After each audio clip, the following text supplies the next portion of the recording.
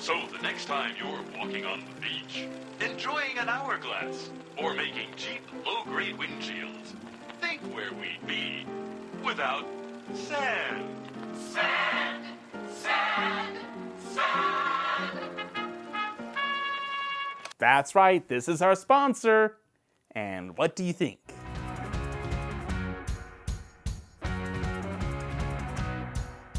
Hello, and welcome to this part of the pond, where it's the bullfrog and the one, the only, Newt. Face reveal at 100,000 subscribers. We want the subscribers, and you want to see the face. This is probably the best quid pro quo ever. Because really, you're getting the better end of the deal than us. I mean, we're just getting 100,000.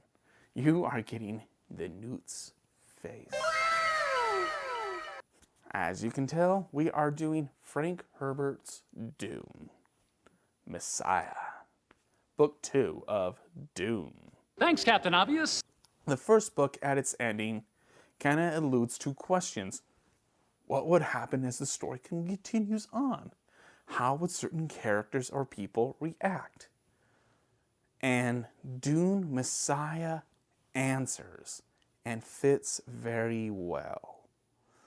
The way how he constructed the beginning, it makes sense. It doesn't feel like an add-on. It just says, I fit perfectly like a puzzle. Paul is now emperor, and it's been 12 years, and the empire is still not whole. They don't wholly agree to this. There's some rebellions here and there. And so he has some soldiers out in the galaxy fighting his fight. And while this is happening, some of the elites don't like this. They want their fingers in the pot. They want their choices to be the choice for the empire. The Bene Gesserits still have their issues with Paul. The Spice Guild is pissed off at what's happened. They want in. They want more. I like this new player, these shape-shifting face dancers. Ooh, I love them, and what do they entail? And this is just the beginning. What does this mean for Paul? He can see the future. I mean, he saw far in the future that his legacy was going to lead to an intergalactic religious jihad that can destroy the universe. He's doing his best to stop that future. How can you build a conspiracy to counter that? Frank Herbert answers within his own rules. Isn't that not brilliant? Or it's not like, Deus Ex Machina, but it's more like, it fits. And at the same time, the rest of the galaxy is going, Paul, you may be emperor, but yet, in order to have an empire, you need a child. How come you're not producing? What's the point? Dude, come on. So Paul is dealing with so many different layers of the empire, and yet he's trying to manage it. And at the same time, it's this religion that's slowly been building up. And again, he's terrified of this thing because what it may entail in the future. So I'm trying to handle the future. I'm trying to handle the present. I'm handling everyone jabbing at me. I'm handling these people pushing me and control that future. Paul, can you do everything at once? And there's also the famous term donned by Alfred Hitchcock, the bomb theory. Tell the audience there is a bomb under that table and will go off in 5 minutes. Well, the whole emotion of the audience is totally different because you've given them that information that in 5 minutes' time, that bomb will go off.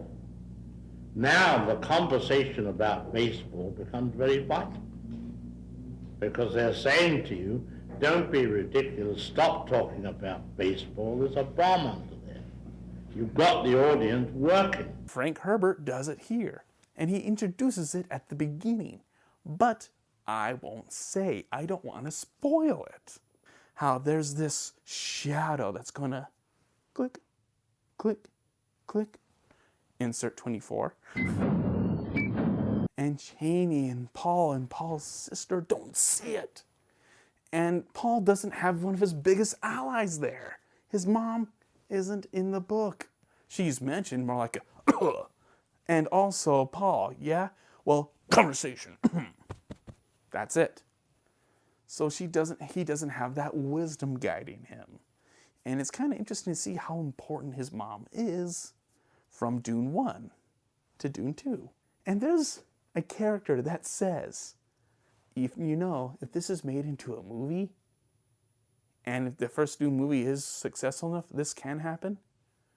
I'm a character perfect to be played by Peter Dinklage.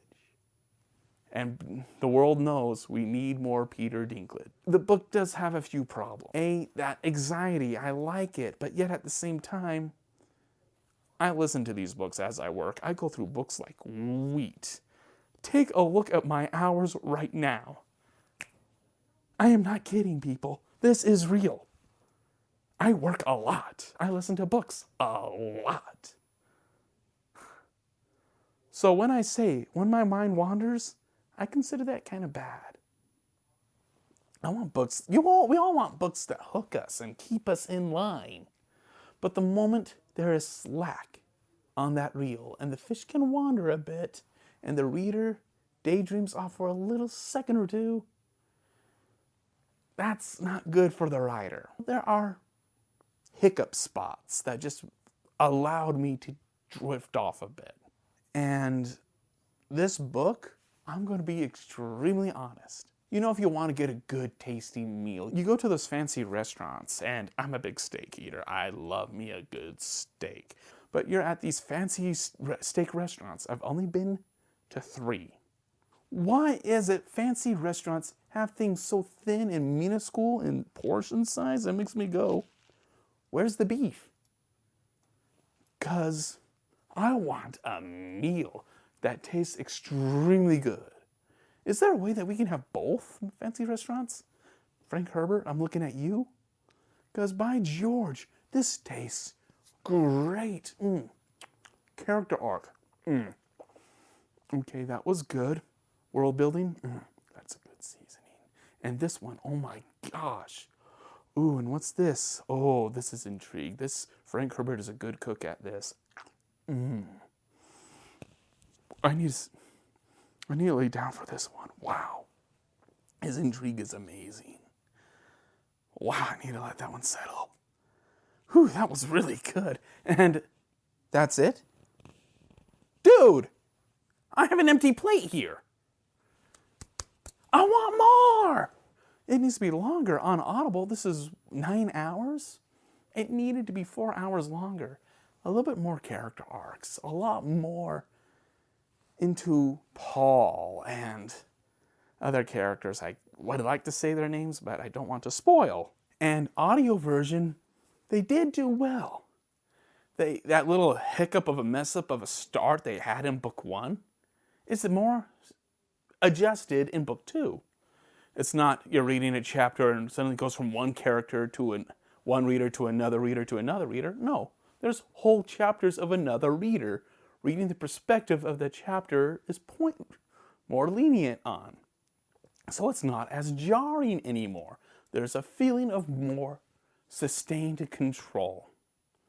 It's not enough. There's more of the main narrator than the others, but still, it was a better solve. They did better here with narration. And again, just needed more. So, where does this leave Dune Messiah? Well, if you're new to the pond, we rank books, movies, and shows 1 out of 7. Why? It's an odd number. And it's big enough that we can have more wiggle room.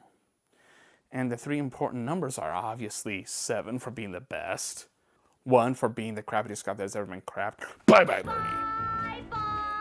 And 4 is that magic middle number. It's the halfway mark. If it's half full or half empty, it's more up to us than the system. And where do we put Frank Herbert's Dune Messiah? I give it a 5. It's a good answer, but the first book gave it such a high bar. This one could only go,